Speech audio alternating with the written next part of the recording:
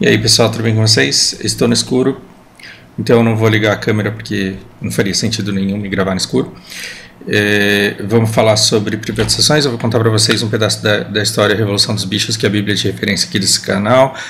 Não porque eu morro de paixão pelo livro, mas é porque ele cai como uma luva, assim, para descrever tudo o que acontece, basicamente tudo que acontece no nosso país, e isso é catastrófico, é muito duro ter que falar isso, mas parece que a gente lê Revolução dos Bichos e a gente vê o que está acontecendo, exatamente o que está acontecendo no nosso país.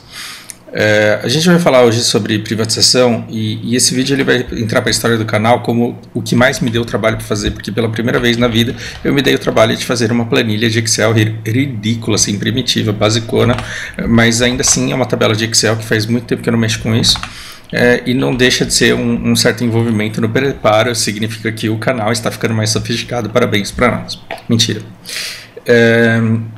E a ideia aqui desse vídeo é conversar com vocês e dizer que você não tem que ser a favor ou contra a privatização. Você não tem que se posicionar a favor ou contra a privatização, e tudo bem se você for contra, e tudo bem se você for a favor, mas que você tenha argumentos. Então, se você não tiver argumentos, não seja nada, por hora. É mais ou menos isso. Então, assim, vamos combinar. Tá tudo bem a gente não ser especialista em tudo, tá tudo bem a gente não entender sobre muita coisa, tá tudo bem a gente não ter opinião formada sobre determinados assuntos. Agora, se a gente tem opinião formada sobre determinados assuntos, então também é bom que a gente tenha embasamento, também é bom que você saiba por que você é contra ou a favor de determinada coisa. É muito difícil estar certo a respeito de questões como o aborto, por exemplo. Você é a favor ou contra o aborto? E a gente entra em questões tão morais, o que é mais certo? Você, por exemplo, proteger a vida desde que ela existe, ou então dar a liberdade de escolha à mulher? São coisas tão complicadas que eu acho que a gente nunca vai chegar num convencimento de uma parte sobre a outra. O máximo que a gente vai ter a lei decidida pela maioria dos nossos representantes ou pela maioria da população. Não tem muito para onde escapar. Quando a gente cai para outros temas, se é a favor de pena de morte, e até outros assim, que podem ser melhor estudados para que os argumentos desse debate eles sejam mais embasados, você chega, por exemplo, na liberação das drogas, ou na liberação do uso, do porte, da posse de armas. Tudo bem. E aí parece que a privatização ela entra aí no meio. Então parece que você compra um pacote ideológico e esse pacote vem com alguma coisa que determina se você é contra ou a favor das privatizações. E aí você, sem entender muito bem o que isso significa, fala, não, eu sou a favor. Por quê? Porque as pessoas que eu admiro são a favor. Eu sou contra. Por quê? Porque as pessoas que eu admiro são contra. E o ponto aqui cara, tá tudo bem se você não souber direito como se posicionar em relação a isso. Mas aí eu comecei a pensar em como que eu poderia usar exemplos familiares para falar sobre a privatização ou não. E antes de você atacar a minha analogia, como se eu estivesse fazendo a analogia de uma estatal comparando com um carro, antes de você me atacar, veja que desde o começo eu não quero comparar uma Petrobras a um carro de uma família. A ideia não é essa, são conceitos completamente distintos. São conceitos completamente distintos, e eu vou dar uma volta enorme com números para no final amarrar minha conclusão. Mas primeiro vamos começar pela Revolução dos Bichos. Se você leu esse livro, e se não leu tudo bem, e se não leu tudo bem, mas assim, seria ótimo se você lesse, porque você entenderia muito do que acontece aqui, e de quebra aprende muito do que aconteceu na Revolução Russa também. Você vai descobrir que, assim, os porcos eles meio que já tinham tomado conta de tudo, eles já comiam mais ração, eles já descansavam em casa, dentro da casa, né, do casarão, eles já dormiam em camas, e o que os animais da fazenda estavam fazendo? Estavam se matando, se fodendo, se lascando de trabalhar, para quê? Para construir um moinho de vento, que era aquilo que eles acreditavam que moeria os cereais e dariam para eles uma qualidade de vida enorme, já que eles precisariam trabalhar muito menos e seriam muito mais ricos e comeriam muito mais. Então os animais manipulados eles acreditavam que se eles trabalhassem muito durante longos anos, eles terminassem a construção desse moinho de vento, eles finalmente seriam ricos, e aí eles precisariam trabalhar muito pouco, e eles comeriam muito bem e fariam isso para sempre. Então, para conseguir esse moinho, eles se sacrificavam dia após dia, e comendo cada vez menos, e fechando e fazendo vistas grossas para os porcos que comiam muito mais que todo mundo, que trabalhavam muito menos que todo mundo, mas eles tinham o ônus, a dificuldade de ter que empregar o intelecto deles, que era superior, para organizar tudo, para organizar toda a estratégia, administração, que afinal de contas, nossa, era um trabalho super exaustivo. Então, o livro ele é escrito nessa premissa. Né, porque a administração na Revolução Russa ela se colocava acima dos comuns, enquanto os comuns eles trabalhavam muito, eles eram extorquidos, pagavam altíssimos impostos e não tinham nada em contrapartida, muito parecido com um país aí que eu não vou falar qual que é. O que acontecia? Eles estavam completamente envolvidos na construção desse moinho, então eles precisavam de material, de pedra, e o que eles faziam? Eles vendiam comida, por isso que o povo comia tão pouco.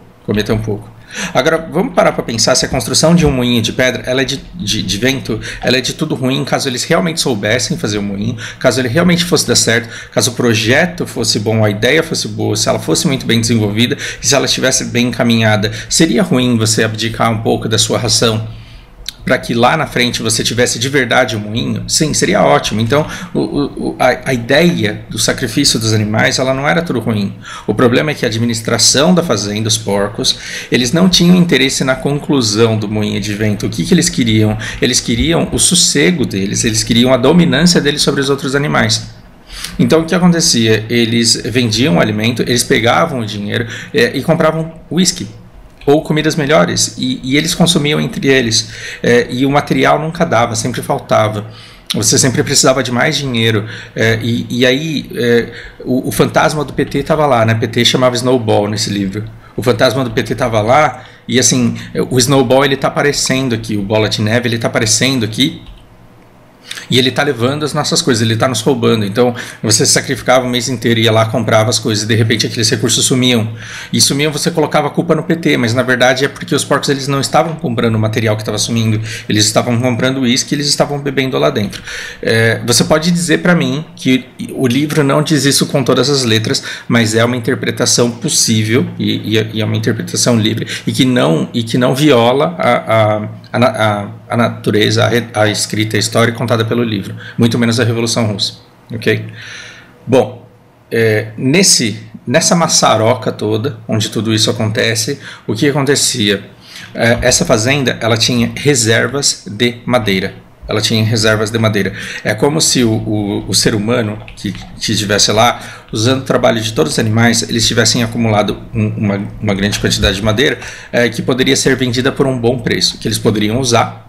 Mas já que eles não queriam usar madeira no moinho que seria de pedra, eles poderiam vender aquilo e eles tinham que fazer o melhor negócio possível com aquela madeira. E o que acontecia? Eles tentavam vender para e negociavam o preço e tentavam dar uma justificativa moral do porquê que eles venderiam para esse cara, porque na verdade ele era uma fazenda onde os animais estavam tentando se emancipar, era uma fazenda que respeitava os animais, então vamos vender para ele porque eles são legais, e aí a gente vai fazer um negócio que vai ser do nosso interesse. Mas aí no dia seguinte a outra fazenda oferecia mais. E aí na verdade não, na verdade aquele cara lá que a gente achou que era legal com os animais, dos animais que iam se emancipar, na verdade ele é um petista, na verdade ele é um comunista. O que foi acontecendo aí com inúmeros apoiadores de Bolsonaro que de repente você vira as costas para ele. Tá, eu tô forçando a barra na analogia aqui, e aí saiu bem porco. Mas enfim, o que importa os animais, eles ora diziam para eles que determinada fazenda era melhor para se fazer negociação e para ser aliado, ora dizia que era uma outra, quando na verdade tudo que você fazia era levantar o ânimo dos animais a favor ou contra determinada outra fazenda, e sendo que esses animais eles serviam somente de pressão, de massa de manobra para que houvesse uma forçada na barra ali das negociações para que eles conseguissem um preço melhor. E essa história da madeira, ela vai se arrastando durante alguns capítulos em que outras coisas acontecem, outras coisas importantes acontecem dentro dessa fazenda, que são determinantes para o decorrer da história, até que finalmente essa madeira é vendida, e essa madeira é vendida por uma grande quantidade de dinheiro. E o que os animais falam? Nossa, que legal, agora a gente vai ter recurso e a gente vai conseguir acelerar o nosso processo. Misteriosamente, no dia seguinte, eles recebem uma grande carga de whisky. Mas eles também têm o dinheiro da madeira, proveniente da venda da madeira, que vai permitir com que eles tenham um grande avanço na obra deles. Mas olha que desgraça, gente. Uma determinada manhã, eles começam a gritar desesperados, e o que aconteceu? O PT, o Snowball. O Snowball, ele esteve lá naquela noite, e ele roubou todo o dinheiro.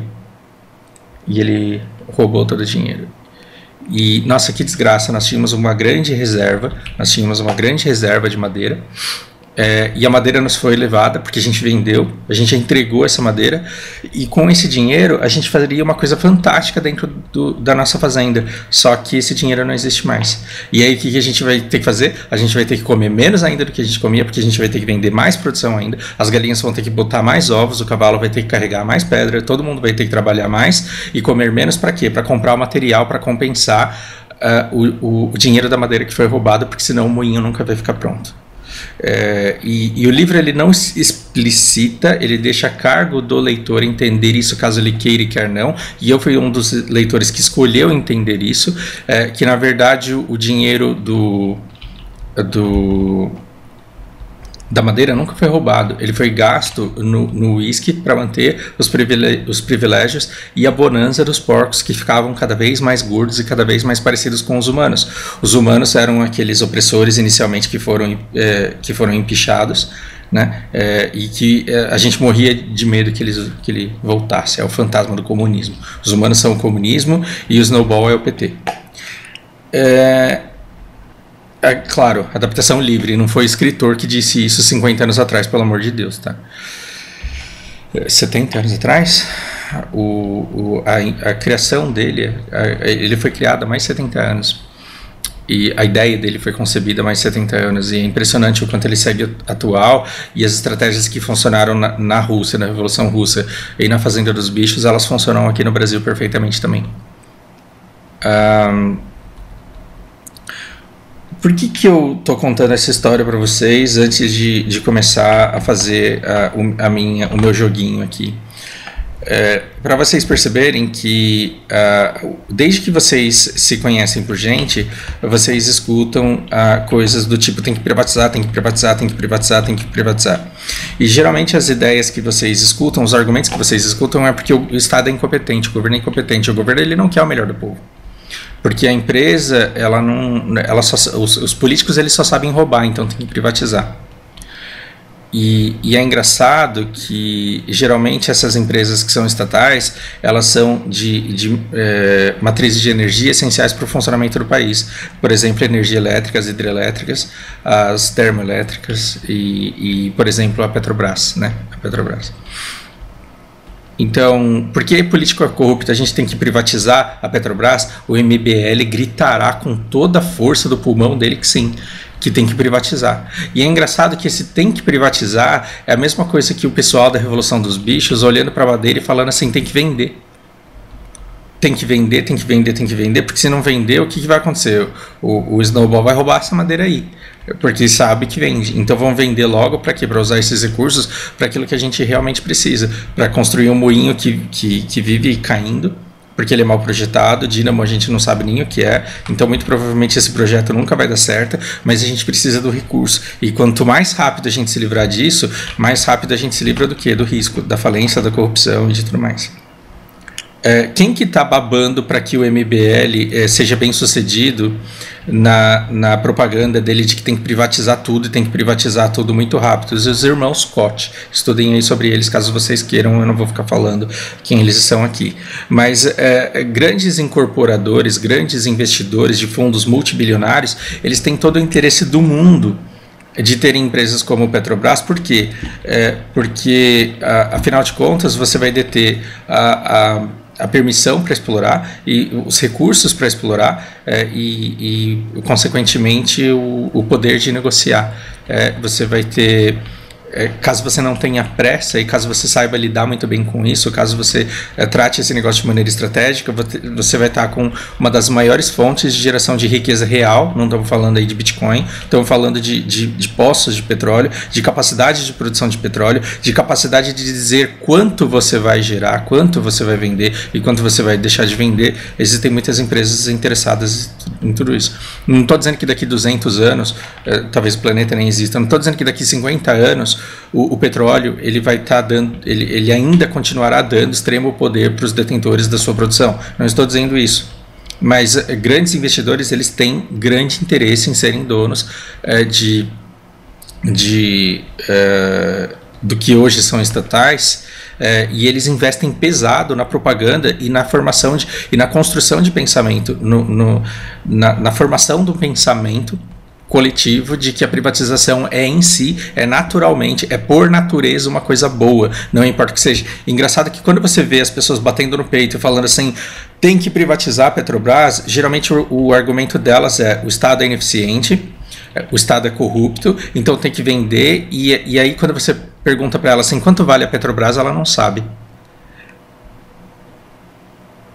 Quando você chega para essa pessoa que defende e bate no peito e fala tem que privatizar logo, pergunta para essa pessoa assim, você quer vender por quanto? E aí você vai me dizer se essa pessoa, primeiro, se ela sabe quanto vale, por quanto deve ser vendido, e segundo, como esse dinheiro deve ser investido. Como esse dinheiro deve ser investido. E aí eu vou trazer para vocês, pro debate, a minha analogia. A minha analogia é porca, ela está com valores desproporcionais, ela está com um monte de rombos, porque eu fiz isso daqui em 10 minutos, com copia e cola aqui, mas só para no final das contas fazer valer esse meu raciocínio que eu quero tentar transmitir para vocês.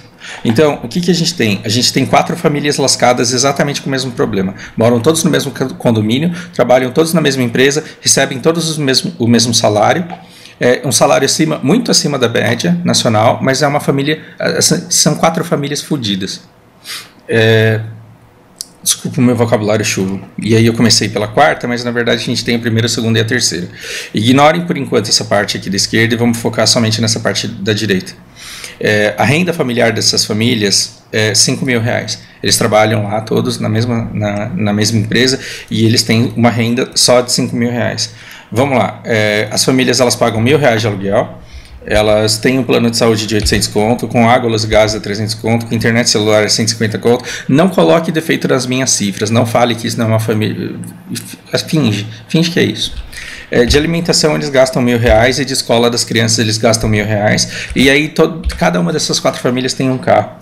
IPVA, seguro, estacionamento. O IPVA do ano inteiro, seguro do ano inteiro. O estacionamento do ano inteiro dividido por 12 dá 600 por mês. De combustível 400 conto porque eles escolheram um condomínio que todo mundo mora longe do trabalho. Eles têm que dirigir, eles gastam isso. E aí as famílias elas gastam em média 350 de entretenimento. Nesse entretenimento coloca aí Netflix, a pizza, tudo que você faz que é fora do normal e do dia a dia. Então, todas essas famílias elas estão hoje gastando 5.600 por mês. E quanto que elas ganham? 5.000. Está todo mundo lascado, está todo mundo ficando cada vez mais endividado. Qual que é a dívida? O montante da dívida do cheque especial deles? R$10.000. Sim, os caras estão endividados no cheque especial ganhando 5 conto. E cada família tem um carro. Carrão, daqueles que você precisa mostrar que você tem, eles têm carros de R$60.000. Bom, pelo simples fato de você ter um carro de R$60.000, você sabe que ele perde 12% de valor ao ano, dividido por 12 meses, vai dar mais ou menos 1%. Então, só de ter carro, você está perdendo desse montante aqui, uns R$600 por mês. E o cheque especial, gente, é um absurdo a taxa de juros do cheque especial. Os caras estão gastando aqui 1.800 de juros. Então, se você pegar esses 600 mais esses 1.800, você vê que a dívida deles está crescendo em 2.400 por mês. E alguma coisa precisa ser feita, senão eles vão terminar de se enforcar. Eles precisam fazer alguma coisa. Mas adianta simplesmente chegar e pagar a dívida? Não, eles têm que acertar o orçamento mensal deles. E aí cada família vai fazer alguma coisa diferente.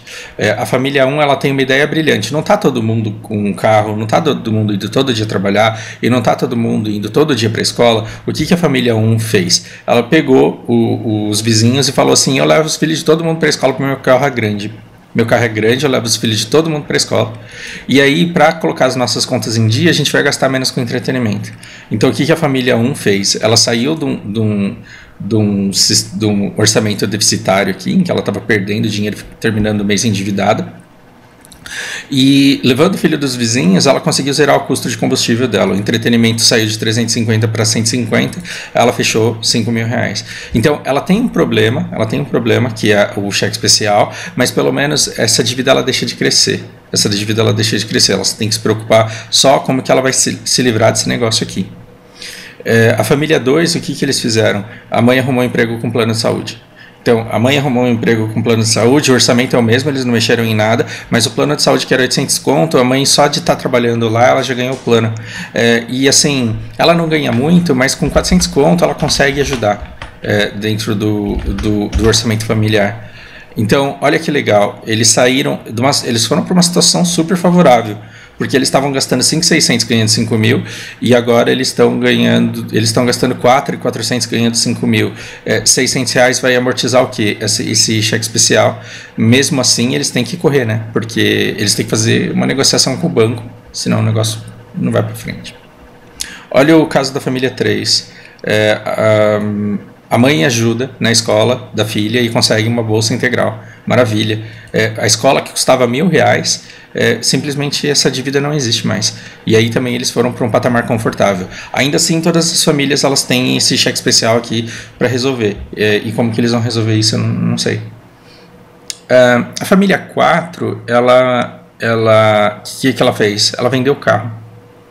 A família 4, sim, ela vendeu o carro. Então ela vendeu essa grana.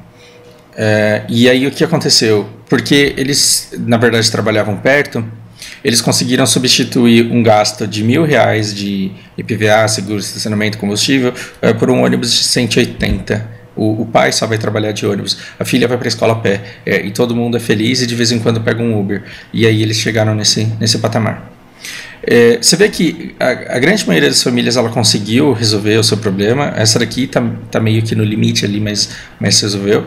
Eles têm ainda uma dívida e eles têm que debater, todos eles têm que pensar, exceto essa daqui que vendeu o carro, né? Todos eles têm que pensar se vale a pena vender esse carro ou não. E você concorda comigo que esse negócio de se a família ela vai vender o carro depende de cada família, da natureza de cada família, porque cada uma tem que decidir o quanto o carro é importante para ela. Porque, por exemplo, você pode ter uma família que precisa visitar a avó e de vez em quando precisa levar a avó para o hospital. Você pode ficar contando com Uber para fazer isso? Ou compensa você deixar de gastar outras coisas para ter o carro à sua disposição para um uso no momento de emergência? A família que começou a levar os filhos do vizinho para a escola, ela pode vender o carro? Claro que não, ela tem que encontrar uma outra maneira de vender. Ou seja, o que eu quero dizer para vocês é que a gente não consegue dizer no Brasil se é certo ou errado vender o carro. Por quê? Porque cada família é diferente. Você não consegue dizer se vender o carro é uma coisa boa ou se é uma coisa ruim. E quando alguém te coloca no muro e fala assim, você é a favor ou contra a privatização, ele está perguntando literalmente para você, você é a favor ou contra vender o carro? As famílias vender o carro.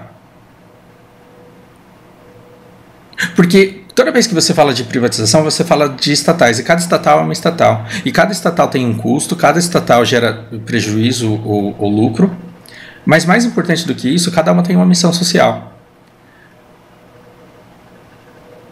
O que você tem que ver quando uma família está em dificuldades? Você tem que ver o orçamento que ela está tendo e não se ela vai vender um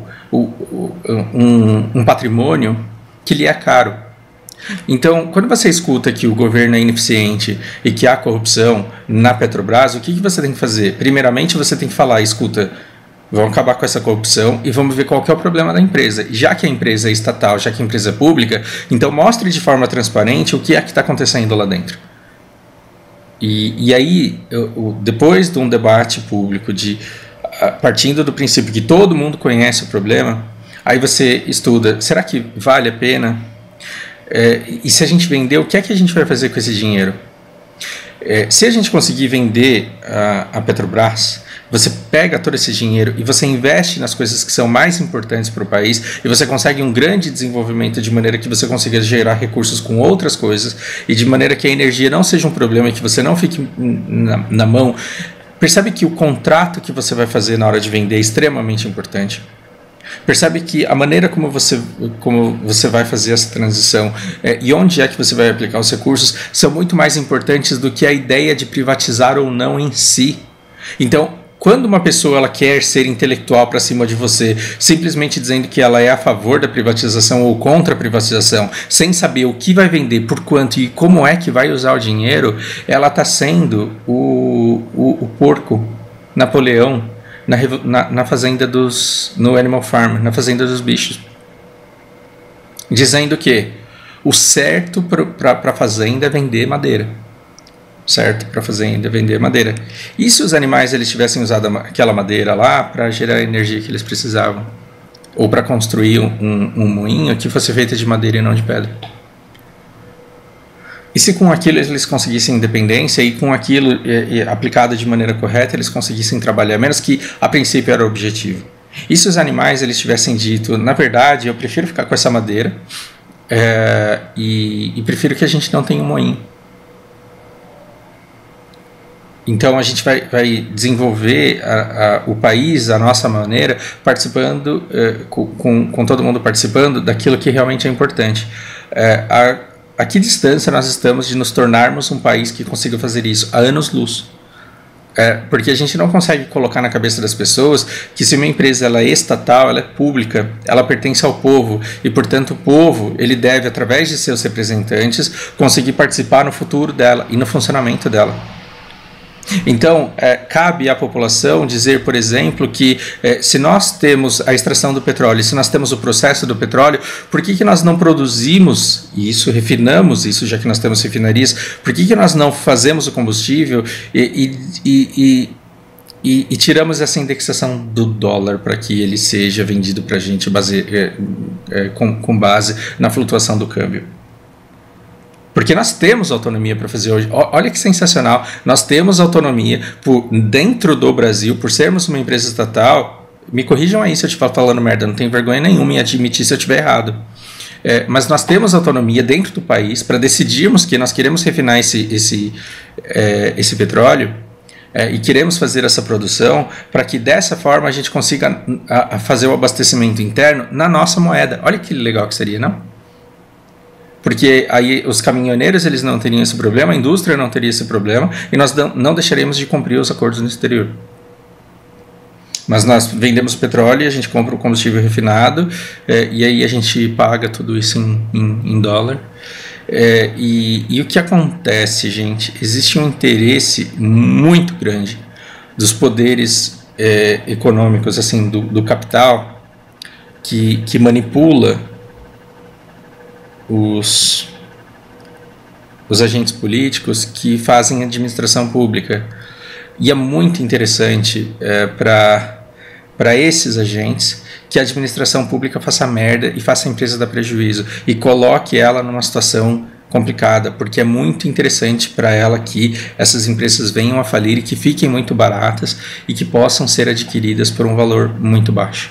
Por quê? Porque aí você joga eficiência em cima e começa a fazer dinheiro e começa a vender combustível para quem te vender os postos. E você pode dizer assim, porra, Fausto, então você é completamente contra a privatização. Não, eu sou a favor. Mas o que eu estou querendo dizer é que assim, eu sou a favor por levar em consideração outras coisas que no fim eu acho que deveria acontecer mesmo. Porém, é o resultado de uma série de coisas pensadas que me faz chegar nessa conclusão. E não simplesmente o fato da privatização ser ideologicamente boa ou ideologicamente ruim. Ideologicamente,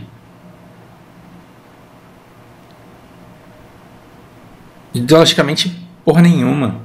Ideologicamente, assim, na prática, o que você tem é uma empresa que vale muita grana com o poder de gerar muita grana.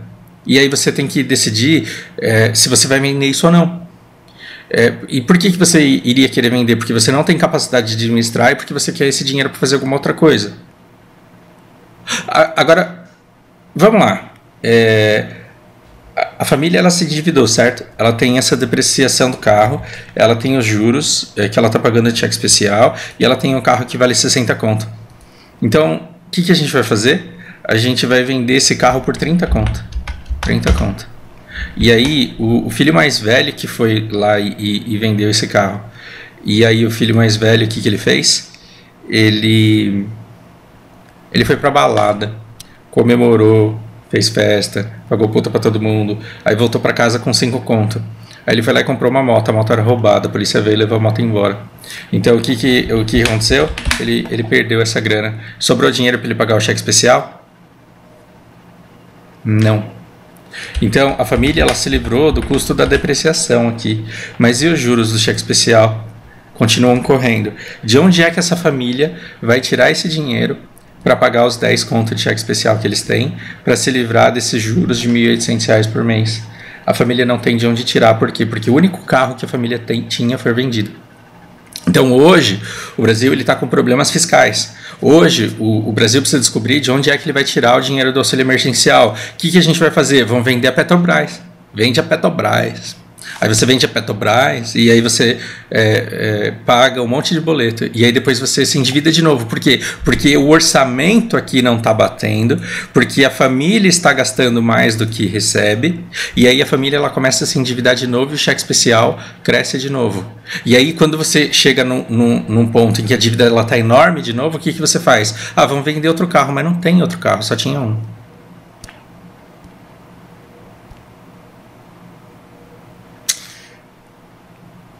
Entende?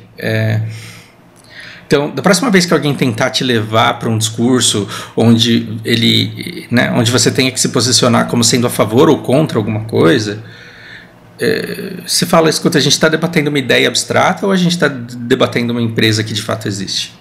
Quanto vale essa empresa? Por quanto você venderia? O que você faria com esse dinheiro? Pense sobre isso.